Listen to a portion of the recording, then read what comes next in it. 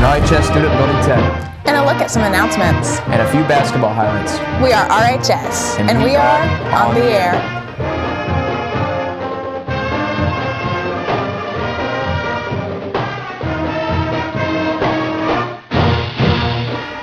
I'm Olivia Carter. And I'm David Moon.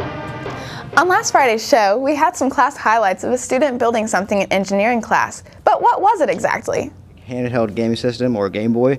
So what we did was we got a Raspberry Pi Zero, which is a little computer. It costs like $5 to use, and we put programming on it to get like Game Boy games or NES games. I had a micro SD card that I had to put in my computer and go find all the programs like the RetroPie and all the ROMs that I had put on there for the games. And then after that, I had to make sure that all of it worked, which took me like 2 weeks to do. After that, I had to come back into school, go on my computer, and then make all the case. I had to make a case, I had to make the back of it, and the holder for the controller. And I had to 3D print all the parts on a 3D printer, which took me about 4 or 5 weeks to do. And this project I've been working on since the second week of school. And what inspired me to really do this was I've always loved like Game Boys and like DS and stuff like that. So I wanted to make my own version where you could play 2 players on it, get the controllers out and play with somebody else. It's time for another Black History Month moment. This time we remember the Greensboro sit-in. On February 1st, 1960, a group of young black college students sat down for lunch at Woolworth's in Greensboro, North Carolina, and politely asked to be served. Their request was denied because of their skin color. Woolworth's lunch counter policy was to serve whites only, and the staff, which included black employees, refused them in service. When asked to leave, they remained in their seats until the store closed that night. Their passive resistance and peaceful sit-down helped ignite a youth-led chain of other peaceful sit-in protests throughout Greensboro. Hundreds of students, civil rights organizations, churches, and members of the community joined in the 6-month-long protest. The devotion ultimately led to the desegregation of the Woolworth's lunch counter on July 25, 1960. The sit-in movement soon spread to Tennessee, Georgia, and Virginia.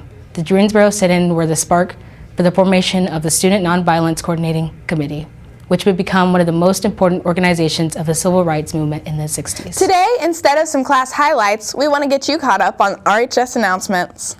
First up, we want to remind seniors that this Sunday is College Goal Sunday. From 2 to 4 p.m. in Tom Raper Hall on the IU East campus, there will be college financial aid experts on hand to answer questions about financial aid and help you fill out your FAFSA. Go to collegegoalsunday.org to find out more and see a list of things you should bring to help get your FAFSA done.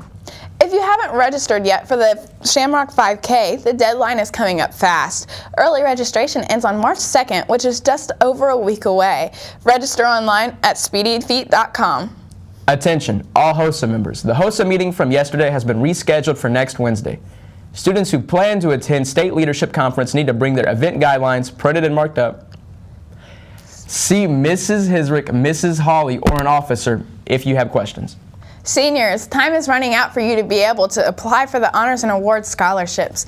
Honors and Awards are the local scholarships that are just for Richmond High School students.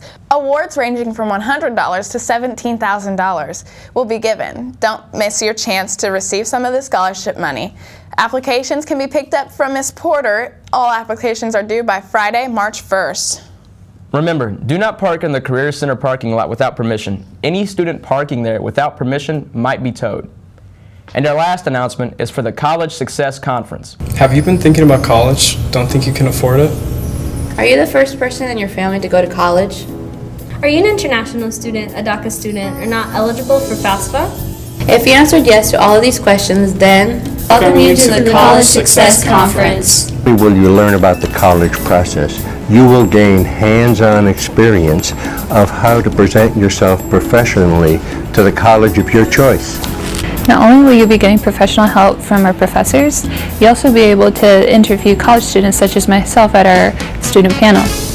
Now, we also know you're coming from school or work, so we will also be offering food and snacks. Also, we also want to mention that this conference is free and all you have to do is register. The College Success Conference will be March 5th, 4 to 7 p.m. at Richmond High School. The first place raffle winner will have the opportunity to win $100. To register, please go to the following link, and if you have any questions, please feel free to contact Dennis Vera at 512-767-2956 or email her at dvera15@earlham.edu. Thank you. We hope to see you there. In sports, first up, we want to wish the gymnastics team good luck as they compete in their sectional this weekend. Now for a Friday flashback. We head back to last Friday's boys basketball game against Lafayette Jeff.